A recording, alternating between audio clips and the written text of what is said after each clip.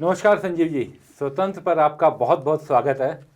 नमस्कार विक्रांत। संजीव जी, हो क्या रहा है दिल्ली में जो आए दिन कहा जा रहा है क्राइम कैपिटल? क्या दिल्ली का चुनाव केवल क्राइम के मुद्दे पर होगा? क्या सच में दिल्ली में क्राइम की स्थिति इतनी खराब हो गई है? क्या अपराधी सच में इतने बेखौफ हो गए हैं जैसा दिखाया जा रहा है या दिख रहा है? नहीं, जो दिख रहा है वो सच है। ज़मीनी हकीकत यही है कि बवाल मचा हुआ, खून खराबा है। इसको हम भी जिस आंख से देख रहे हैं उसी से नेता देख रहे हैं जितने हैं। दिल्ली की सत्ता हो या केंद्र की, दोनों देख रही हैं। विक्रांत, मुश्किल ये है कि दिल्ली के पास पुलिस नहीं है। दिल्ली की आम आदमी पार्टी की सरकार है राज्य में, और जिसके पास, केंद्र के पास पुलिस है, उसकी दिल्ली के इलेक्शन पर नज़र है, दिल्ली की जनता पर नज़र नहीं है, दिल्ली के वोट पर नज़र है। फ़र्क है, समझ नहीं पा रहे हैं, और इसका भोगना दोनों को ही पड़ेगा। ना तो इससे आम आदमी पार्टी की सरकार बच सकती है ये कह के कि पुलिस हमारे अंडर में नहीं है, पुलिस तो केंद्र की है, और केंद्र ये कह के नहीं बच सकता है कि दिल्ली के मुख्यमंत्री, ठीक है, कोई और है, सरकार आपकी है। ये सब मतलब बीच बचाव नहीं। इस बार डू एंड डाई का इलेक्शन होगा, और बहुत मुश्किल है कह पाना कि आसानी से निपटेगा। लेकिन इलेक्शन को अगर हम अलग भी रखें हैं संजीव जी, किसी भी दिल्ली के नागरिक के लिए, आप 90 से दिल्ली में देख रहे हैं किस तरीके की क्राइम की स्थिति है, किस तरीके की पुलिसिंग होती है। मैं दिल्ली में पैदा हुआ हूँ, मैं पूरी तरीके से, बिल्कुल पूरी तरीके से दिल्ली का नागरिक हूँ। लेकिन जिस तरीके से अब घटनाएं होती हैं, घर में घुस के मार देना, कहीं पर भी कोई बलात्कार की घटनाएं आ जाती हैं, पुलिस वाले को वर्दी में पुलिस वाला अपनी पेट्रोलिंग कर रहा है, उसकी हत्या हो जाती है चाकू घोंप विक्रांत, कर। आपकी बात से ही मैं बात ले रहा हूं। दिल्ली की जनता को, जनमानस को ये समझना होगा कि वो सिर्फ शिकार हो रही है। गाजर मूली की तरह लोग काटे जा रहे हैं। नेता चाहे दिल्ली के हों और चाहे केंद्र के हों, चूस रहे हैं सिर्फ पब्लिक को। ये समझ रहे हैं बेवकूफ़ है, लेकिन नहीं। जिस सूबे की पुलिस सुरक्षित ना हो विक्रांत, क्या उस सूबे की सरकारें सुरक्षित होंगी? क्या उस सूबे की जनता सुरक्षित होगी? और जब जनमानस, पुलिस जिस जगह की साबुत ना बचे, सुरक्षित ना हो, तो फिर सरकारें कैसे सुरक्षित रहेंगी? अब की देखना, आप काटना चाह रहे हैं, आप मेरे से कह रहे थे कि नहीं इलेक्शन एक साइड रख दो। इलेक्शन आप देखना, बहुत महंगा पड़ेगा। इलेक्शन है, मतदाता है जो किसी का सगा नहीं है, ये तय है। और जब दिल्ली की जनता इस बार अगर सोचेगी तो जरूर लाएगी गली कूचे में। जब आपका पुलिस के सिपाही गाजर मूली की तरह काट दिए जा रहे हैं, ये एसआई को मार रही है, बदमाश मार रहा है, चाकू मार रहा है, ठीक है, गोली मार रहा है, और उसके बाद भी जनता आपकी उसको बचाने नहीं आ रही है। आखिर क्यों? पुलिस की छवि खराब हो चुकी है, पुलिस ने खुद करी है। क्यों करी है ये पुलिस जाने, उस पर क्या दबाव है। क्या दबाव है? आपको क्या लगता है? मुझे तो लगता है कि हर आदमी अपनी वर्दी बचा रहा है। अफसर कहता है मेरे चांदी के बिल्ले बचे रहें, और सिपाही कहता है कि मेरे बैज बचे रहें।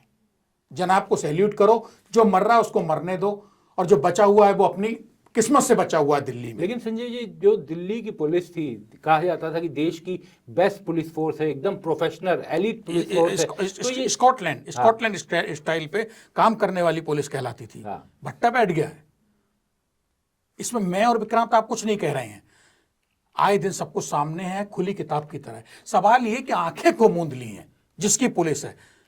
केंद्रीय हुकूमत हिंदुस्तान की क्या कर रही है?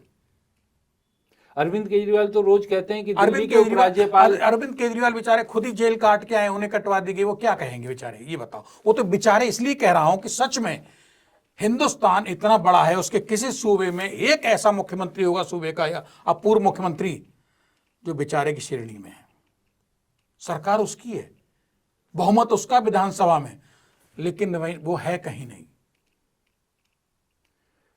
तो संजीव जी, जिस तरीके से वो कहते हैं कि दिल्ली के उपराज्यपाल हों या केंद्रीय गृह मंत्रालय जिसके अधीन सीधे तौर पर दिल्ली पुलिस आती है, एलजी दिल्ली के पुलिस के बॉस हैं, तो क्या सीधे तौर पर उनकी जिम्मेदारी बनती है? विक्रांत, दिल्ली में कानून व्यवस्था की जिम्मेदारी दो पे है। केंद्रीय गृह मंत्रालय जिसके चीफ बॉस अमित शाह साहब हैं मौजूदा वक्त में, और दिल्ली में दिल्ली के उपराज्यपाल।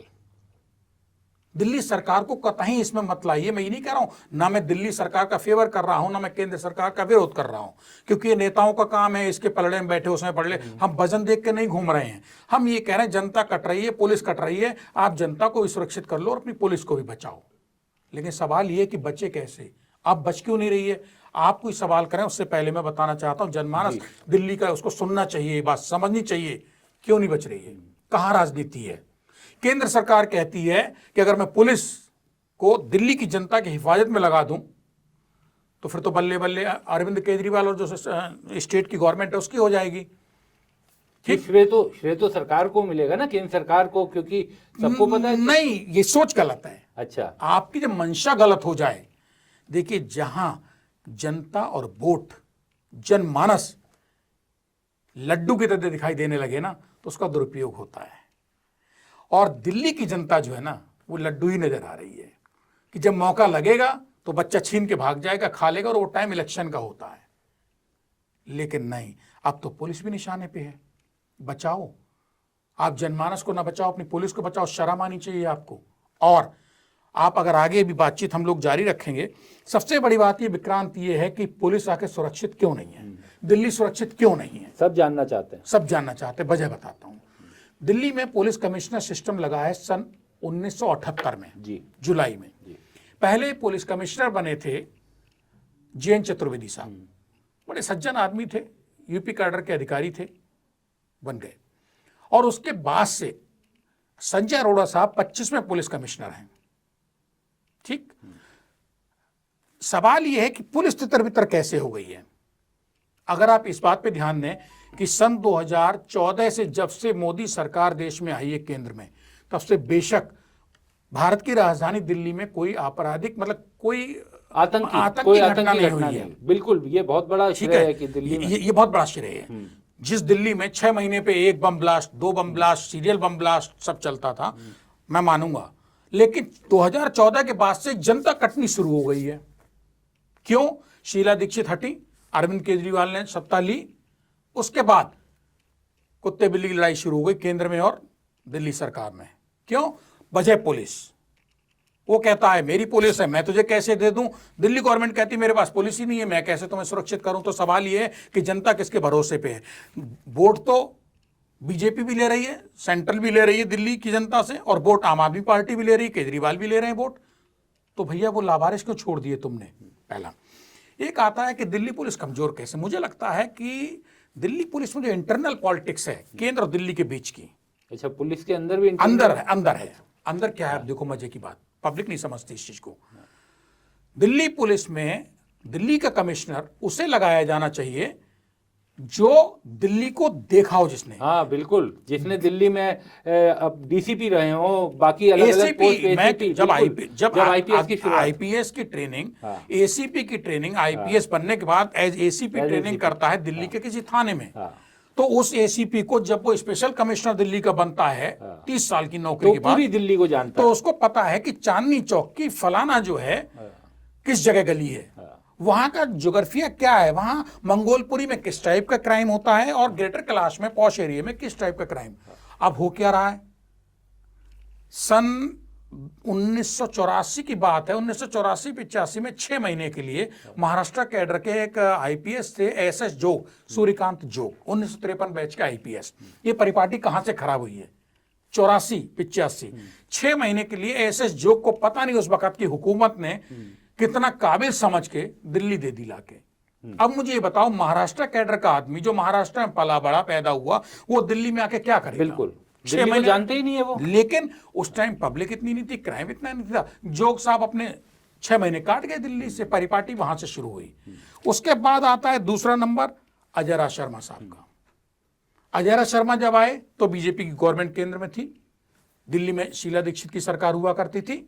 अजय राज शर्मा यूपी कैडर के IPS थे, लेकिन अजय राज शर्मा ने जिस दबंगई से 7 जुलाई 1999 को चार्ज लिया, उसी दबंगई से जुलाई 99 से और जून 2002 तक करीब 3 साल उन्होंने नौकरी की दिल्ली पुलिस की। मजे की बात है कि अजय राज शर्मा का कैडर भी नहीं चेंज हुआ, लेकिन अजय राज शर्मा की दहशत इतनी थी बदमाशों में कि कांपते थे। हाँ, उनकी छवि बहुत ही लगता था कड़क। personality नहीं वैसी। मैंने जरा शर्मा साहब से हाँ, पूछा था हाँ, कि साहब लाल किला पे अटैक हुआ, आतंकवादी हमला, आपके टाइम में हो गया। हाँ, पार्लियामेंट शूट आउट हुआ, पार्लियामेंट अटैक हुआ, आपके टाइम में हो गया। फूलन देवी सांसद मारी गई, गोली से उड़ा दी गई, उन्हीं दिल के दाड़े, टाइम आपके टाइम में। तो मैंने कहा बड़े बड़े कांड हो गए और आप नहीं हिले अपनी कुर्सी से। तो बोले मैं क्यों हिलूंगा, क्राइम हुआ मैं खोल दूंगा। एक चैलेंज था उनका, क्राइम हुआ मैं खोल दूंगा। और मजे की बात है 3 कांड हुए अजय राज शर्मा साहब के टाइम में और तीनों कांड खोल दिए गए, बड़े बड़े। इससे बड़ा अब तक देश में कुछ नहीं हुआ है बिल्कुल बिल्कुल। कि देश में सांसद मारी जाती है, संसद पे हमला होता है, लाल किले पे। मगर उतनी दबंगई भी तो हो, उतनी छूट भी तो हो। उनका कैडर नहीं चेंज हुआ था, वो भी यूपी कैडर। वो यूपी कैडर के थे, लेकिन वो एक निजी अजय राज शर्मा की पुलिसिंग अपनी पुलिसिंग थी। उनको पता था कि बदमाश से कैसे बात करनी है और गृह मंत्रालय को कैसे हमको वो करना है। लेकिन उनको भी पूरा सपोर्ट था। आज की तारीख में सपोर्ट तो है दिल्ली पुलिस कमिश्नर को, लेकिन वो सपोर्ट ऐसा है काल पात्र समय के हिसाब से, साम दाम दंड भेद, कि मेरा भला हो। मेरे भले से मतलब हुकूमत का जहां भला हो रहा है वहां कमिश्नर बढ़िया है।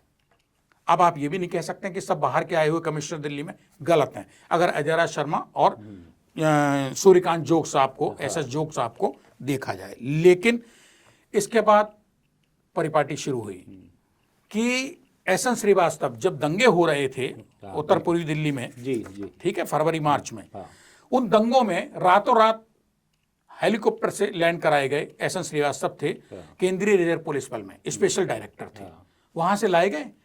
एसएन श्रीवास्तव के टाइम में दबा के किसान आंदोलन हुआ, हाँ बिल्कुल पुलिस ने हथियार नीचे डाल दिए थे, बिल्कुल दबा के दिल्ली की पुलिस पिटी, बिल्कुल, हजारों जवान पुलिस का घायल होके हाँ अस्पतालों में पड़ा रहा। सब वहां से पुलिस की पिटाई शुरू हुई है। खाकी वर्दी दिल्ली में अपनी सड़कों पे और पिट जाए निहत्थे किसानों कभी से, कभी नहीं, कभी सुना भी नहीं। किसके इशारे पे हुआ था? ये कौन कहेगा दिल्ली पुलिस से कि तुम पिटते रहना, बोलना मत, ना हथियार चलाना ना डंडा चलाना है? हुकूमत ने कहा होगा केंद्र की, दिल्ली की सड़कों पे पिटे। इसमें तो अरविंद केजरीवाल और आम आदमी पार्टी का कोई रोल नहीं था। किसान वर्सेस केंद्र सरकार चल रहा था झगड़ा। एसएन श्रीवास्तव के टाइम में पिटे। एसएन श्रीवास्तव दिल्ली पुलिस, ऐसा भी नहीं कि एग्मुटी कैडर के दिल्ली पुलिस का जो कमिश्नर बनेगा वो सही होगा, काबिल ही होगा, नहीं। इसका एग्जाम्पल है एसएन श्रीवास्तव का फेल्यूर, कि पूरी पुलिस पिटती रही और पुलिस ने ना हथगोला चलाया, ना मतलब कुछ नहीं किया। अपनी जो ताकत कर सकती थी कुछ नहीं की इस्तेमाल। क्यों नहीं की? कहीं प्रेशर रहा होगा कि किसानों पे लठ नहीं बजाना है, नहीं बजाना। छाती पे चढ़ गए, लाल किले पे चढ़ गए, आपके आके बजा दिया होता तो बॉर्डरों पे रह जाते, पहला। अब आता है एसएन श्रीवास्तव के बाद जब राकेश अस्थाना आए, तो इन पे ये आरोप लगा कि साहब ये गुजरात कैडर के, मोदी जी भी गुजराती हैं। कई राजनीतिक विरोधियों ने तो इसे बड़ा मुद्दा भी खूब बनाया, खूब खूब बड़ा बवाल मचा। मजे की बात ये है और गंभीर बात है कि राकेश अस्थाना और आलोक वर्मा सीबीआई में इनके बीच जो और पब्लिक के सामने सांप जो मतलब सांप नेवले की लड़ाई हुई थी, बिल्कुल खूना खच्चड़, और उसके बाद राकेश अस्थाना दिल्ली के पुलिस कमिश्नर बना दिए गए। ये पहला झटका था एग्जीक्यूटिव कैडर, जो दिल्ली का कैडर है पुलिस का, आईपीएस का, उस कैडर को पहला झटका था कि बाहर से लाके कोई कमिश्नर बना दिया गया। और उम्मीद ये की जा रही थी कि राकेश अस्थाना जो है वो बहुत बेहतरी से काम करेंगे और दिल्ली को सुधार देंगे। हुआ उल्टा। राकेश अस्थाना ने एक सबसे बड़ा काम क्या कर डाला कि उन्होंने जो पीसीआर पुलिस कंट्रोल रूम है उसको खत्म कर दिया। अच्छा, उसकी जिप्सियां सब थानों में दे दी। उन्होंने एक ऐसा इतिहास बनाया कि जिस आदमी ने कभी दिल्ली पुलिस देखी नहीं, क्योंकि वो आईपीएस थे, सरकार के मनपसंद रहे थे, सरकार में भी केंद्र सरकार नियुक्त हो गए थे, कमिश्नर नियुक्त हो गए। वो आदमी जिसका मुद्दा सुप्रीम कोर्ट तक गया था सीबीआई में रहते हुए। बिल्कुल। क्या आपको और कोई काबिल आईपीएस अफसर नहीं मिला? मजे की बात कि जिसको हुकूमत सिर पे रख के लेके आई थी राकेश अस्थाना को, उन्हीं राकेश अस्थाना को रातों रात हटाना पड़ा। वो वजह मैं नहीं बताऊंगा, बवाल की वजह है। अच्छा। और उससे दिल्ली की जनता का कोई लेना देना नहीं है जी। बहरहाल राकेश अस्थाना जैसे गए, अब लाए गए संजय अरोरा। संजय अरोरा ने सन 1978 से जब से दिल्ली पुलिस कमिश्नर सिस्टम लागू हुआ है, एक ऐसा आदमी दिल्ली पुलिस कमिश्नर बनाया गया है जिसका जन्म हुआ है राजस्थान में। हाँ, राजस्थान के हैं वो। कार्यस्थली कर्मस्थली उनकी रही है तमिलनाडु कैडर के आईपीएस ही है। भाई साहब पता ही नहीं लगा लोगों को, आईपीएसओ को नहीं पता लगा। एग्जीक्यूटिव वाले आपस में पूछ रहे थे दिल्ली पुलिस मुख्यालय में, गोवा में, अंडमान निकोबार में, भाई कमिश्नर कौन बनना है अब, राकेश अस्थाना के बाद सब अपनी अपनी गुणागणित लगाते रहे। रात में अगमुट कैडर, इनका कैडर ही चेंज कर दिया गया। संजय अरोड़ा एक पहला ऐसा आईपीएस है दिल्ली के लिए जो तमिलनाडु कैडर बदल के, इनका कैडर बदला गया। अभी तक किसी आईपीएस का कैडर नहीं बदला गया, बाहर के जो भी लगे उनका वही कैडर रहा है, नौकरी करी चले गए। जैसे एसएस जोग साहब, अजय शर्मा साहब, उनका मूल कैडर उनका वही रहा, लेकिन इनका तो कैडर ही बदल दिया। राकेश अस्थाना का भी शायद कैडर मेरे ख्याल से, जहां तक है मुझे लगता है कि नहीं बदला गया है। अच्छा, अगर मेरी नॉलेज, हो सकता है मैं गलत भी हूं, लेकिन संजय अरोड़ा का तो ठोक के है कि भाई कमिश्नर इसको बनाएंगे।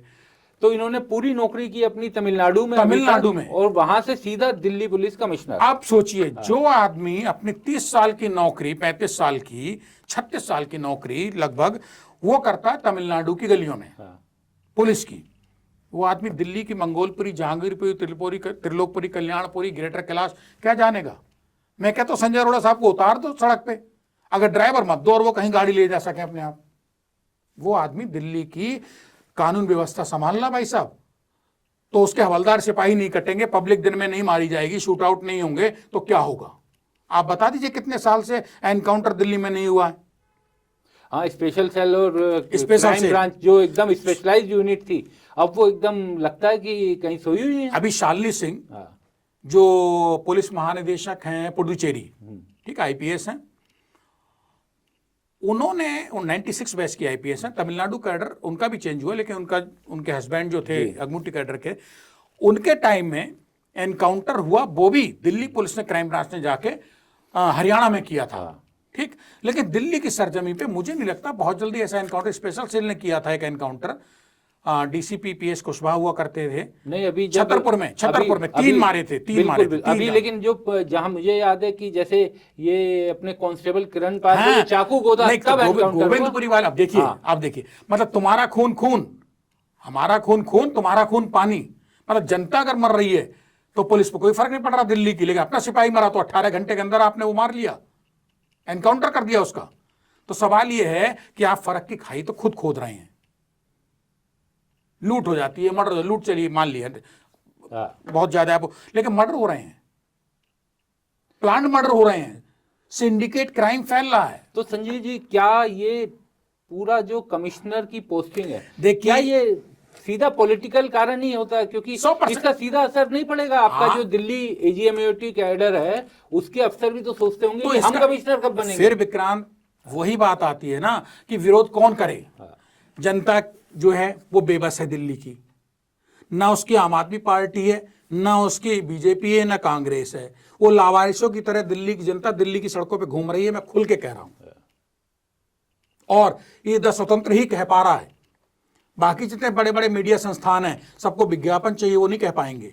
ये हम ही और आप कह रहे हैं कि दिल्ली की जनता कट रही है, जानती है हम कट रहे हैं, मर रहे हैं, लेकिन वो शिकायत लेके किसके पास जाए। एक अब आखिरी सवाल संजीव जी आपसे, कोई तो रास्ता होगा। हाँ, दिल्ली में दिल्ली का पुलिस कमिश्नर, दिल्ली कैडर का, अगमुटी कैडर का लगाइए, दबंग पुलिस कमिश्नर लगाइए, जिसकी इमेज अच्छी हो, दबंग हो, जो मारने में और तोड़ने में मजबूत हो, जिसका टेरर हो। टेरर मतलब आम जनता पे नहीं, बदमाशों पे, अपराधियों पे टेरर। लेकिन एनकाउंटर भी कोई इलाज तो नहीं है ना। नहीं, मतलब इकबाल बुलंद, अब इकबाल बुलंद कहां से होगा। यूपी में जाइए, थाने चौकी में पट्टियां बांध के जा रहे हैं कि साहब हमें सरेंडर करवा लो। दिल्ली में आके ठोक दे रहा है बदमाश दिन में और चला जा रहा है। फर्क ये है दिल्ली पुलिस और यूपी पुलिस में, दोनों ही राज्य जुड़े हुए हैं। ऐसा नहीं यूपी पुलिस के पास बहुत ज्यादा इक्विपमेंट है, टेक्नोलॉजी नो, दिल्ली से ज्यादा नहीं है, दिल्ली से ज्यादा बजट नहीं है यूपी पुलिस का। उसके बाद भी दिल्ली पुलिस का जो भय है वो खत्म होता जा रहा है। तो यानी केवल दिल्ली की राजनीतिक वजहों के कारण दिल्ली के क्राइम की ये स्थिति है। केंद्र और दिल्ली, इन दोनों सरकारों में जो सांप छछूंदर का खेल चल रहा है, उसमें जनता पिस रही है, क्राइम बढ़ रहा है, और इसमें कहीं की पुलिस भी चपेटे में आ जा रही है। अगर पुलिस अपने दिल्ली पुलिस ही 1999-2000 अजय शर्मा वाले स्टाइल में काम करना शुरू कर दे तो सच बताएं बदमाश आएगा ही नहीं, घुसेगा नहीं, बिल्कुल रहेगा नहीं। बाहर के बदमाश आ रहे हैं, अपने को शरण स्थली बना रहे हैं, छिपने की जगह बना रहे हैं, ये सब चीजें रोकनी पड़ेंगी। और ये राजनीति एक साइड रखिए, दिल्ली की जनता को और पुलिस को प्रायोरिटी पे रखिए। दिल्ली को दिल्ली का पुलिस कमिश्नर दीजिए, बाहर से ला के ला देंगे तो इसी तरीके से सत्यानाश होता रहेगा दिल्ली की, जो कहना चाहिए लॉ एंड ऑर्डर सिस्टम जी, कानून व्यवस्था का। संजीव जी बहुत बहुत शुक्रिया। शुक्रिया। और आपसे जो बातचीत हुई है उससे हमारे दर्शकों को भी दिल्ली की क्या असली कारण है पुलिसिंग में, वो भी समझने में थोड़ी मदद मिलेगी। लेकिन दिल्ली की जनता को भी समझना पड़ेगा कि सरकारों की लड़ाई वो ना उलझे, वो अपनी आंख से देखे और उसका अपने मत का जो एक दिन मिलता है उसका सही इस्तेमाल करे, वो देखे क्या हो रहा है, कौन कर रहा है। स्वतंत्र से बातचीत करने के लिए बहुत बहुत शुक्रिया। शुक्रिया विक्रम।